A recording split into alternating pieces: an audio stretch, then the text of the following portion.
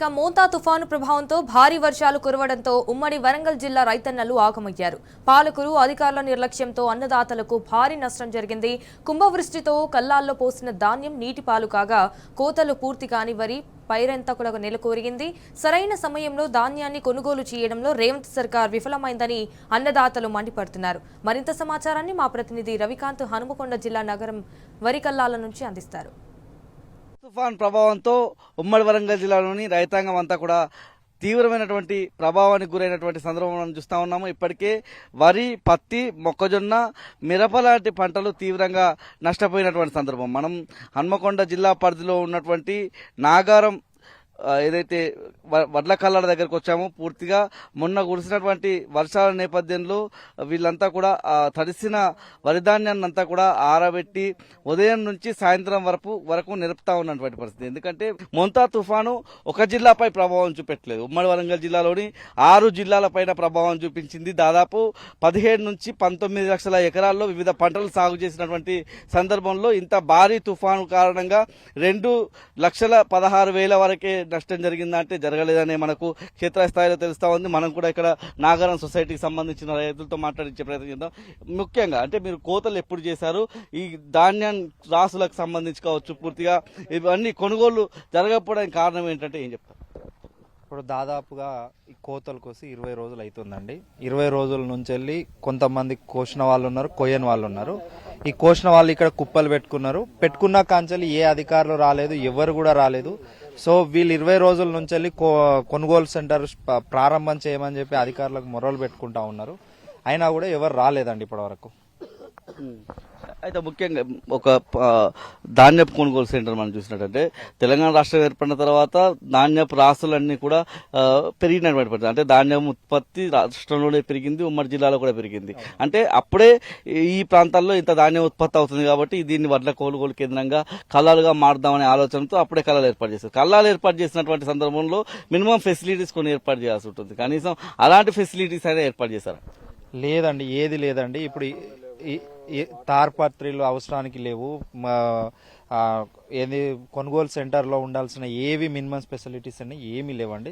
దాదాపు 20 రోజుల నుంచి వెళ్ళి రైతులే కావాలంటున్నారు, కనీసం పట్టించుకునే వాళ్ళు లేరు.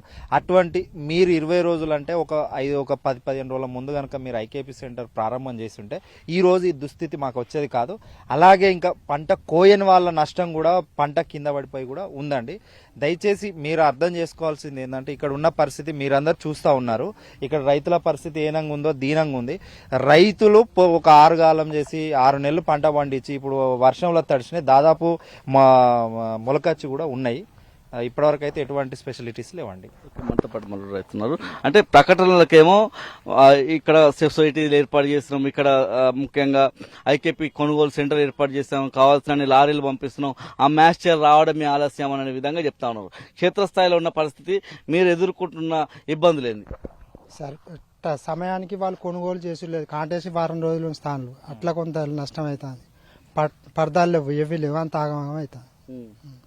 ఇప్పుడు మొన్న కురిసిన వర్షాలకు అంటే మీరు ఎప్పుడు కోసిండ్రు, ఏం నష్టం జరిగింది వర్షాలు కాబట్టి? 10-12 రోజులు అవుతుంది కోసి. కింది మొలకొచ్చినాయి, మీది కుదిలా ఆరినట్టుంది. ఎలాంటి లాభం లేదు రైతులు. అంటే మ్యాక్చర్ అంటే 10-12 రోజులు కొనుగోలు చేయాలంటే ఒక పంట కోత కోసిన తర్వాత అంటే గింజగా మారిన తర్వాత మీరు కోత కోసిన తర్వాత ఇట్లా కల్లాలా తీసుకొచ్చిన తర్వాత ఎన్ని రోజులకు ఎండితే వీళ్ళు చెప్పే 17, 14, 15 మ్యాచర్ ఎప్పుడు వస్తుంది? 4 రోజులు ఎండితే మ్యాచర్ వస్తుంది, 3-4 రోజులు ఎండితే మ్యాచర్ వస్తుంది, 10-12 వస్తుంది. మరి 12 రోజులు ఆలస్యం కావడానికి కారణం ఏంటంటే ఎవరైనా అధికారులు వస్తున్నారా? ఎవరు వచ్చలేదు, రాజకీయ నాయకులు ఎవరు వచ్చలేదు. ముందు మ్యాచర్ ఉన్నాయి సుధా తడిసి ఖరాబ్ అయిపోయినాయి. మ్యాచర్ వేసుకుంటే ఎక్కడ వస్తాయి? ఎంత కప్పినా కానీ అంత ముద్ద పోసింది కదా. ఎట్లా అవి నిమ్మ ఉండయి. వస్తాను వీళ్ళ అత్తాళ్ళు వాళ్ళ అత్తాళ్ళు మీ అంత కొంటానా అని చెప్తాను, కానీ ఇక్కడ నీకు ఎవరన్నా కొన్నట్టు ఇవ్వాలన్నారా? ఎవరు లేరు కదా. అదే పరిస్థితి. ఏందన్నా నీ పేరేంది, ఎట్లా ఉన్నది రైతుల పరిస్థితి? ఈ వానాకాలంలో యూరియా కూడా దొరకలేదు, చాలా ఇబ్బందులు పడి పంట పండించారు. చేతికి వచ్చే దశలో ఇట్లాంటి వర్షాలు పడ్డాయి అంటే అప్పటికే మీరు కోసి ఉన్నట్టుగా తెలుస్తా ఉంది. ముఖ్యంగా తుఫాన్ వచ్చే ముందే మీ పంట కూడా ఉంటే ఏం నష్టం జరగకపోయేది? ఇప్పుడు వర్షం వల్ల దాదాపుగా రైతులంతా పంట అంతా నాకు ఖరాబ్ అయింది. దానికి మళ్ళీ ఈ మిషన్ ట్రాక్ ద్వారా కోయడం వల్ల ఎకరాన 3,000 అంటే గంటకు 3,000. ఒక ఎకరంకి వస్తే రెండు గంటలు పడుతుంది. 6,000 అవుతుంది. ఈ వర్షాల వల్ల రైతులు చాలా ఖరాబ్ అయ్యారు. అన్ని విధాల గవర్నమెంట్ మమ్మల్ని ఆదుకోవాలి ఎంతో కొంత. మరో రైతన్న ఉన్నారు. నా ఏం పేరు మీది? ఈ వానాకాలంలో ఎంత కష్టపడి పంట పండించిన ఒక ఎకరానికి ఎంత ఖర్చు వచ్చింది? ఇవాళ అమ్ముకోవడానికి కూడా ఎట్లాంటి కష్టాలు పడతాను? ఇప్పుడు మేము వానాకాలం స్టార్ట్ చేసినాక దున్నుడుకు, కూళ్ళకు, నాట్లకు అంతా పెట్టుబడి ఇప్పటి వరకు 30,000 పైనే వచ్చింది ఎకరానికి.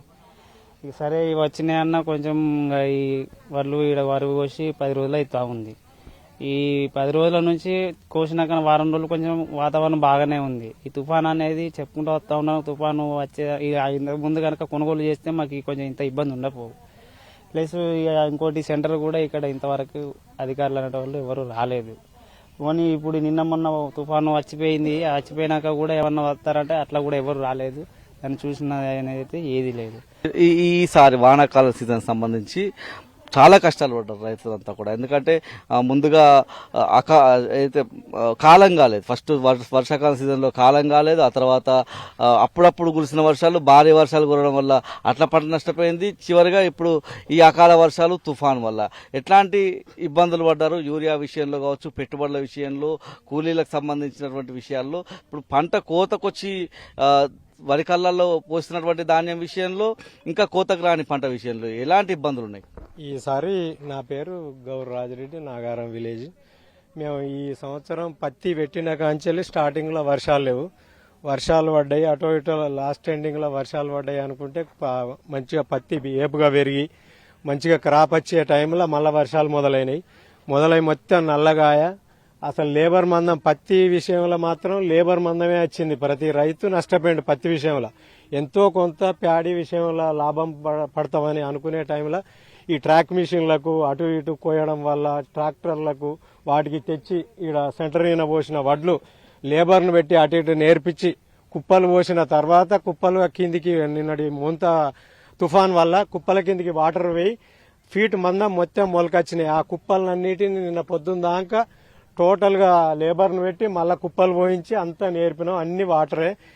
మమ్మల్ని గవర్నమెంట్ ఆదుకొని ముందుకు ఇప్పటి వరకు సెంటర్లు లేవు, సెంటర్లో అధికారులు లేరు, ఓ వాటర్ లేదు, ఓ ఫెసిలిటీ ఏది లేదు, ఓ పర్దాలు సుత ఇవ్వడం లేదు. గవర్నమెంట్ చెప్పుడు వరకే అవుతుంది కానీ చేష్టల్లో లేదు. ఇప్పుడు మనం చూస్తా ఉన్నాం ఎప్పటికప్పుడు మళ్ళీ వాతావరణం మారుతున్నట్టుగా కూడా కనిపిస్తా ఉంది. ఒకవేళ మళ్ళీ వర్షాలు పడితే పరిస్థితి ఏంది? మొంతా తుఫానుకు ముందే మీరు కోతలు కోసినలా ఎట్లా ఉన్నది ఈసారి వానాకాలంలో రైతుల పరిస్థితి అంతా కూడా? ముందే కోసినాం, కుప్పలు కోసినాం. ధాన్యం అంతా ఎండి మంచిగా 11 మ్యాచ్లు వస్తున్నది. అధికారులకు ఫోన్ చేస్తే అధికారులు ఎవరు పట్టించుకోవట్లేదు. ఒక్క పట్టా లేదు, ఒక మిషన్ లేదు. ఆయన నిన్న బట్టలు తీసుకో రైస్ మిల్లుకి అమ్ముదామంటే వాళ్ళు ఏమంటున్నారు, సెంటర్ ద్వారా నుంచి మాకు వస్తే మేము కొంటాం కానీ వాళ్ళు లేని మేము కొనమని వాళ్ళు బయట నెట్టేస్తున్నారు. ఆడిపోతే ఆ పరిస్థితి అవుతుంది, ఇదికొస్తే ఈ పరిస్థితి అవుతుంది.